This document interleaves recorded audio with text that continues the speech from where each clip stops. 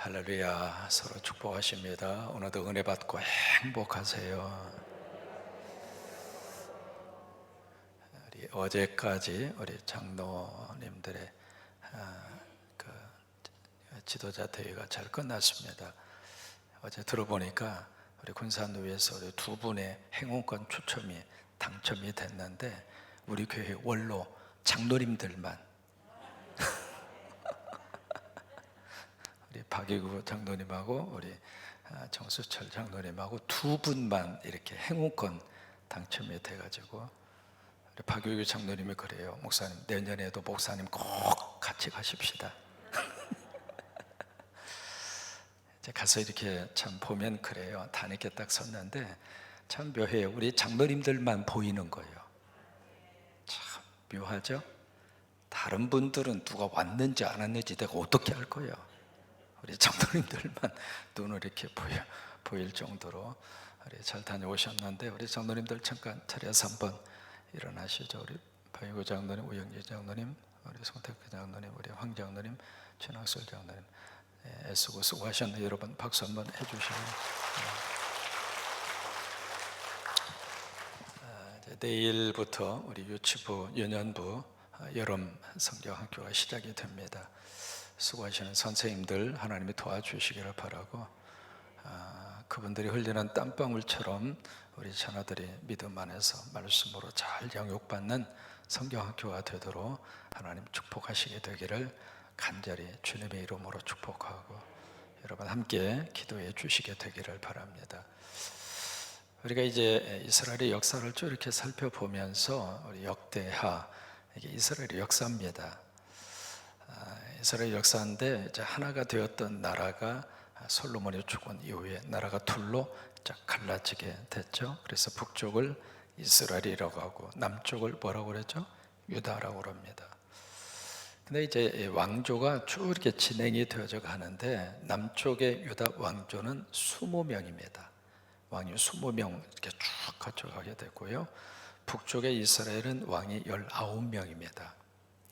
근데 이제 한 가지 특징이 있어요. 뭐냐면 남쪽의 유다의 왕조의 역사를 쭉 이렇게 살펴보면 남쪽의 유다의 왕조는 철저하게 다윗 후손 중심이에요. 어떻게 해서든지 다윗의 혈통이 그 나라의 왕위를 이어갈 수 있도록 이제 그 역사심 속에 두 가지의 의미가 있는 거죠. 첫째는 하나님의 언약입니다. 내가 내 왕조를 끝까지 내가 세우리라. 내가 내 후손을 세우리라. 오늘 여름 성학교를 통해서 하나님이 그 복을 우리 자녀들에게 주게 되기를 축복합니다. 내가 너를 축복하리라. 내가 너를 세우리라. 내가 너를 끝까지 너의 다윗의 등불을 끄지 않으리라. 하나님이 말씀하셨으니까 하나님의 그 말씀대로 역사가 진행이 되어져 가도록 하나님께서 그 다윗의 후손의 등불을 끄지 않으세요. 하나님이 끄지 않으시면 사람이 그 등불을 끌 수 없습니다. 하나님이 끄시면 사람이 그 등불을 끄고 싶지 않아도 꺼집니다. 결국 이제 남쪽 유다의 왕조의 역사는 그런 식으로 쭉 그렇게 진행이 되어져 가는데 여러분 심지어 아하시아라고 하는 그 왕이 통치할 때에 사람들을 전부 다 죽였잖아요. 죽였는데 그 속에서도 요아스라고 하는 한 생명을 하나님이 살리신 거예요. 참 희한한 하나님의 역사잖아요. 그 다음에 이 요아스가 통치를 할 때도 마찬가지입니다. 어쨌든 그 유다의 왕조의 역사는 그런 식으로 쭉 이어지고요. 또 하나 북쪽의 이스라엘의 역사의 왕조를 우리가 자세히 살펴보면 거기는요 이 왕조가 계속 바뀌는 거예요. 쿠데타 때문에 막 일어나서 뒤집어 엎고 또 새로운 또 왕조가 막 등장을 하고 또 거기에 백성들이 모반을 해서 몰아내고 또다시 정권을 세우고 그래서 북쪽의 이스라엘 역사를 보면은요 그 왕조가 9번 바꿉니다. 그게 이제 북쪽 이스라엘의 그런 역사예요. 오늘 이제 만나는 사람이 누구냐면 아마샤라고 하는 사람을 만나게 되는데 이 아마샤가 그의 아버지가 요아스입니다.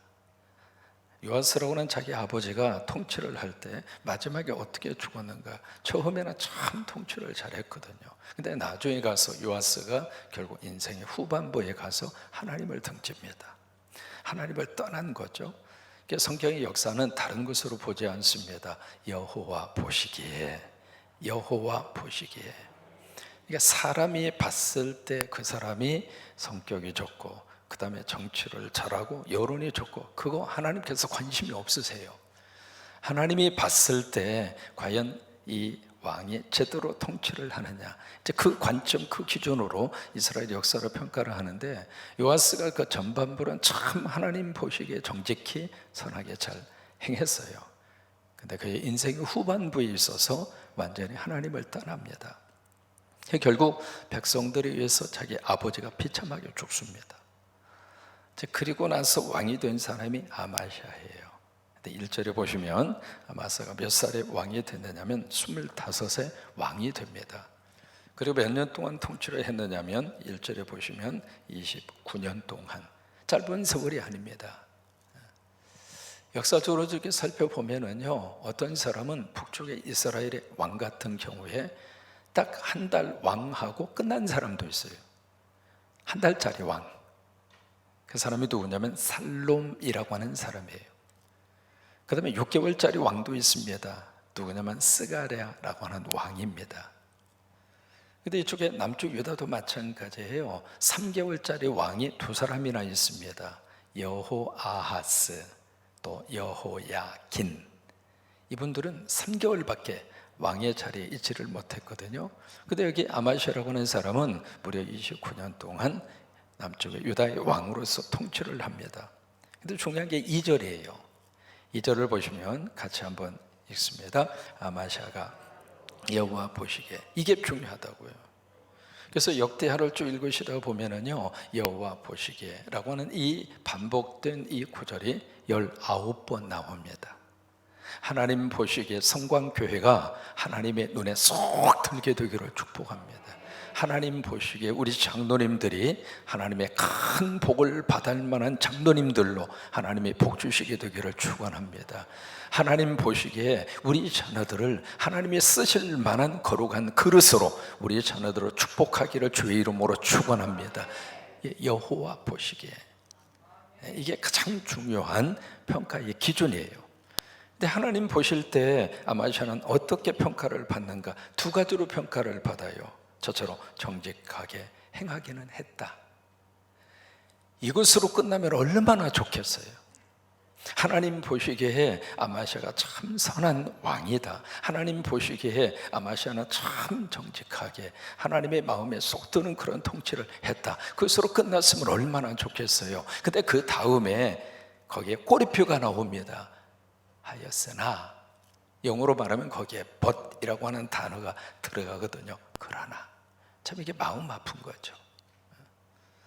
우리가 믿음 생활하면서 처음부터 끝까지 믿음 안에서 쭉 하나님 앞에서 그런 모습으로 신앙생활할 수 있는 게 복입니다. 처음에는 열심으로 믿음 생활했으나 마지막에 못해서 이러면은 참 마음이 아픈 거죠. 처음도 열심을 내고 가운데도 열심을 내고 그 다음에 마지막까지도 열심을 낼 수 있는 게 하나님의 복이잖아요. 근데 아마시아는 초반절에는 참 하나님 보시기에 정직하고 선하게 그렇게 통치를 했으나, 그러나 이게 참 마음이 아픈 거예요. 온전한 마음으로 행하지 아니하였더라. 그러면 여기서 지금 이 아마시아라고 하는 이 왕이 처음에 초반절에 여호와 보시기에 정직히 행하였으나 라고 하는 이 부분, 그러면 어떤 면에 있어서 이 요아스가 이 전반부에 선하다고 하는 평가를 받고 그 다음에 후반부에 와서 무엇 때문에 아마시아가 악하다고 하는 평가를 받고 있는가, 그거예요. 여기 이제 선하다고 평가를 받는 게 두 가지입니다. 첫째는 바로 뭐냐면 과거 청산을 해요. 과거 청산을 하는데 이건 어느 시대, 어느 정권이나 거의 비슷합니다. 그래서 과거 청산 문제를 이 아마시아가 시도를 하는데, 그냥 무차별적으로 과거를 청산하는 것이 아니라 이 과거 청산을 하면서 이 아마시아가 하나님의 말씀을 따라서 과거 청산을 합니다. 그것이 하나님 보시기에 아마시아가 선하다라고 하는 평가를 받는 근거예요. 그 다음에 두 번째는 에돔과 전쟁을 벌입니다. 이 에돔과 전쟁을 벌이는데 이게 이제 아마시아가 군대가 부족하다 이렇게 생각을 하고 바로 이스라엘 사람들을 용병으로 은 여기에 100달란트를 주고 용병을 사옵니다. 용병을 이제 사서 이 전쟁을 막 치르려고 그러는데 하나님의 종이 주의 종이 와서 왕에게 그렇게 충고를 해요. 이 용병 되돌려 보내시오. 근데 왕의 입장으로서는 이미 돈을 다 지불을 했잖아요. 돈을 지불을 했는데 이 용병을 그냥 돌려보내라고. 이제 그러면서 이 하나님의 종이 그것을 막는 거예요. 여러분 설교를 들으시다가 하나님께서 설교를 통해서 때로는 내가 하고 싶은 일을 막을 때가 있어요. 왠지 모르게 마음이 불편하고요. 왠지 모르게 불안하고요. 그랬을 때에는 안 하는 게 복입니다. 이미 다 준비가 돼 있는데 그거 안 할 수 있습니까? 하고 밀고 가는 것보다는 준비가 다 되어져 있지만 뭔가 마음이 편하지 않고 기도하면 기도할수록 뭔가 확신이 들지를 않고 그랬을 때는 안 하는 게 훨씬 더 복이에요. 이 아마시아가 그런 거예요. 이미 다 준비가 되어져 있지만 그래서 이스라엘 10만 병을 용병으로 사왔지만은 하나님의 종이 이것은 하나님께서 기뻐하지 않습니다. 이것을 중단하십시오. 보내십시오. 그 주의 종의 말을 듣고 이 아마시아가 이 에돔과의 싸움에서 그 용병을 이스라엘로 돌려보냅니다. 돌려보내는데 이제 돌아가는 이스라엘 사람들이 막 화가 난 거예요. 우리를 어떻게 취급을 해서 오라고 할 때는 언제고 또 가라고 그러느냐. 그래서 이제 가면서 남쪽 유다 나라를 아주 어지럽게 만들고 그리고 북쪽 이스라엘로 돌아가게 되거든요. 근데 어쨌든 이 아마시아는 이 에돔과의 전쟁에서 주의 종의 말을 듣고 용병을 보낸 거예요. 왜 용병을 보내라고 했을까? 이스라엘을 의지하지 말고 하나님만 의지해라 라고 하는 그 말씀대로 아마시아가 순종을 한 거예요. 그게 하나님 보실 때에는 정직한 거예요. 하나님 보실 때는 그게 선한 거예요. 그런데 이 에돔과의 싸움에서 어떻게 했냐면 승리를 합니다. 이제 이 싸움에서 결국 이 아마시아가 큰 승리를 거두게 돼요. 여기까지는 참 좋았습니다. 근데 그 다음에 무슨 문제가 발생을 하는가? 바로 에돔에서 승리를 거둔 다음에 에돔의 신을 가지고 와요. 그게 이제 하나님 보시기에 온전하게 행하지 아니한 이유 중에 하나입니다. 자, 성경을 한번 보실까요? 14절입니다. 14절을 보시면 같이 한번 읽으실까요? 아마시아가 에돔 사람들을 죽이고 돌아올 때에 세일 자손의 신들을 가져와서 자기의 신으로 세우고 그것들 앞에 경배하며 분향한지라. 이게 전쟁에서는 분명히 아마시아가 이겼습니다. 이겼는데 지금 그 에돔의 신을 가지고 와서 그 신을 섬기는 거예요. 이게 전쟁에서는 이겼는데 이게 영적으로는 아마시아가 지금 패배한 거예요. 분명히 전쟁에서는 그 나라를 이겨서 큰 승리를 거두었는데 아니 패배한 나라가 섬기고 있는 우상과 그 신을 그대로 가지고 와서 아마시아가 하나님을 버리고 그 우상을 섬기고 지금 그 신을 섬기는 거예요. 그것을 이제 하나님께서 보시면서 이건 아마시아가 정직히 행한 것이 아니다. 이것은 아마시아가 패배한 것이다. 이게 영적으로 지면 다 지는 거예요. 이미 정신적으로 굴복하고 들어가면 뭐 큰 소리 친다 할지라도 이미 패배한 거예요. 영적으로 다른 종교가 와서 그 나라를 다 통치하면 이미 게임 끝이에요. 우리 한국 사회 속에 계속해서 하나님이 이 나라를 꼭 지켜주셔서 영적으로 승리하게 되기를 축복합니다. 일제시대 속에서도 3.1 만세운동 그 가장 출발이 어디에서 일어나게 됐는가? 성경입니다. 기독교입니다. 교회입니다.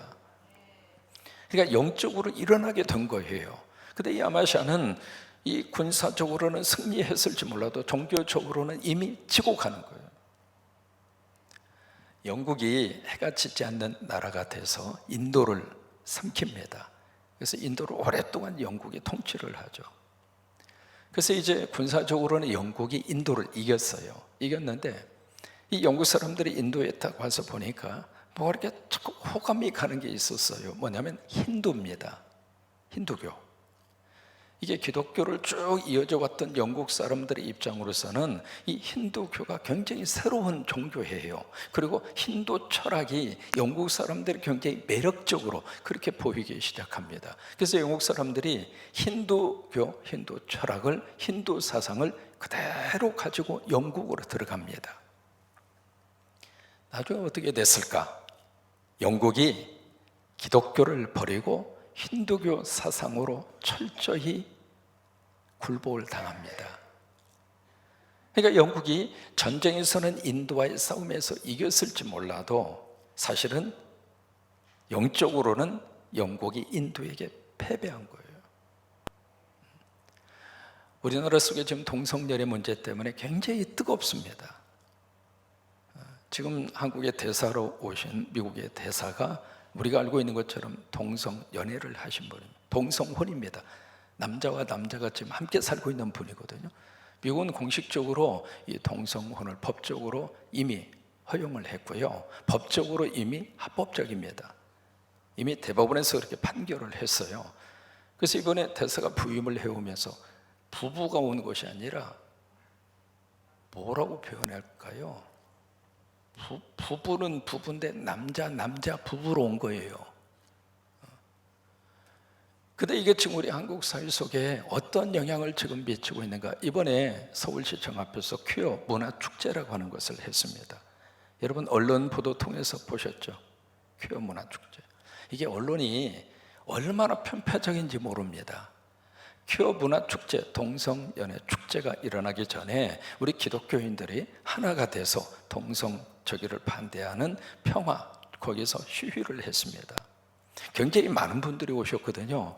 근데 그 보도는 거의 안 하는 거예요. 그래서 동성연애 이 퀴어 문화 축제만 크게 보도를 하는 거예요. 그 퀴어 문화 축제에 누가 참석을 했는가? 미국 주한 미 대사가 거기에 참석을 합니다. 이게 지금 종교적으로 영적으로 우리가 굴복하기 시작하면은 나중에 가서는 다 패배하는 거예요. 지금 아마샤가 전쟁에서는 이겼는데 이 에돔신을 가지고 와서 에돔신을 섬기기 시작을 하는 거예요. 결국 이것 때문에 아마샤가 나중에 어떻게 됐는가? 비참하게 죽습니다. 자기만 비참하게 죽는 것이 아니라 나라가 완전히 거들나 버렸죠. 그래서 아마샤가 하나님 보실 때에 정직히 행한 부분이 있기는 있지만 온전하지 못했다 그예요. 그 다음에 두 번째는 왜 이 악하다고는 평가를 받는가? 에돔과의 싸움에서 승리를 했잖아요. 그래서 이제 뭔가 우쭐한 마음이 들어서 그 다음에 북쪽의 이스라엘에게 전쟁을 선포합니다. 뭐라고 전쟁을 선포하는가? 여기 이제 그렇게 말씀이 기록이 되어 있습니다. 자, 한번 보실까요? 네. 자, 17절입니다. 17절에 보시면 유다왕 아마시아가 상의하고 에호의 손자 여호아하스의 아들 이스라엘 왕 요아스, 이름이 비슷하죠. 그러니까 이 아마시아의 아버지 이름이 요아스예요. 근데 똑같은 이름이 북쪽 이스라엘 왕의 이름으로 똑같이 등장을 해요. 이게 성경을 읽으면서 혼란스러운 거예요. 같은 사람의 이름이 막 중복이 됩니다. 남쪽에도 있고 북쪽에도 있고 북쪽에도 있고 남쪽에도 있고. 근데 여기 요아스라고 하는 사람은 바로 북쪽 이스라엘 왕입니다. 그 왕에게 뭐라고 지금 제안을 하느냐면 17절에 보시면 사신을 보내면서 말을 합니다. 오라, 우리가 서로 대면하자. 그 이야기는 서로 한번 협상하자 그 말이 아닙니다. 한바탕 싸우자 그 말이에요. 이게 전쟁 선포를 한 거죠. 이 아마시아라고 하는 남쪽 유다 왕이. 왜 에돔과 한번 싸워보니까 싸울만 하거든요. 우리가 한번 힘이 있구나 그렇게 생각을 하고 그래? 그러면 북쪽 이스라엘 한번 해봐야지 싶어서 그 여세를 몰아서 이 아마시아가 북쪽 이스라엘에다가 좀 선전포고를 하고 있거든요. 그러면서 한번 우리가 대면하자. 그러니까 18절에 이 이스라엘 왕 요아스가 뭐라고 이야기하느냐면 비유를 들어요. 어떻게 비유를 하느냐면 당신들은 가시나무고 우리는 백향목이다. 그러니까 당신들은 들녘에서 자라나고 있는 가시나무와 같은 그런 존재이고 우리는 레바논에 쫙 뻗어 있는 하늘로 쫙쫙 뻗어 있는 백향목과 같은 그런 존재다. 무슨 얘기냐면 당신들하고 우리는 급이 맞지 않다. 급수가 맞지 않다 그 말이에요. 근데 어떻게 당신들이 우리나라를 공격하고 침략을 하려고 그러느냐. 그러니까 에돔과의 싸움에서 좀 이겼다고 우쭐대지 말고 집으로 가. 우리식으로 말하면 집에 가서 애기나 봐. 그 이야기를 북쪽의 이스라엘 요아스라고 하는 왕이 남쪽 유다 왕 아마시아에게 합니다. 근데 이 아마시아가 고집을 피우면서 이 싸움을 포기를 안 해요. 포기를 안 하는데 결국 이것을 20절에 이렇게 표현을 하고 있습니다. 20절에 아마시아가 듣지 아니하였으니 이는 하나님께로 말미암은 것이라. 마치 하나님께서 이 전쟁을 부추기는 것처럼 그렇게 기록이 되어져 있는데요, 그게 아닙니다. 아무리 이야기를 해도 아마시아가 자기 뜻을 포기를 안 해요. 그러니까 고집스럽게 지금 내가 이 전쟁을 끝까지 하겠다고 그런 식으로 이제 밀어붙이잖아요. 그러니까 하나님이 이렇게 이야기하고 저렇게 이야기해도 아마시아가 말을 듣지 않으니까 그래 알았어, 그럼 네가 하고 싶은 대로 해봐, 그거예요. 결국 이 아마시아가 이스라엘과의 싸움에서 어떻게 했는가? 집니다. 져서 결국 나중에 백성들에 의해서 아마시아가 침상에서 돌에 맞아서 거기서 죽어요. 그래서 비참하게 죽습니다. 오늘 우리가 이 아마시아 왕에 대한 이야기를 들으면서 그런 마음이 들어요. 처음에는 참 정직하게 행했습니다. 과거 정산할 때에도 자기 아버지를 죽인 그 사람들을 다 끄집어 찾아내서 그 사람들 복수를 다 하거든요. 자기 아버지 죽인 사람들을 다 죽이면서 거기에 그 아버지 그 죽인 사람들의 자녀들은 손을 대지 않습니다. 죽이지 않은 거예요. 왜 그랬느냐면 신명기 24장 말씀대로 그대로 순종한 거예요. 사람은 자기 죄 때문에 거기에 대한 죄만 물을 것이지 아버지 때문에 자식에게 죄를 묻지 말라.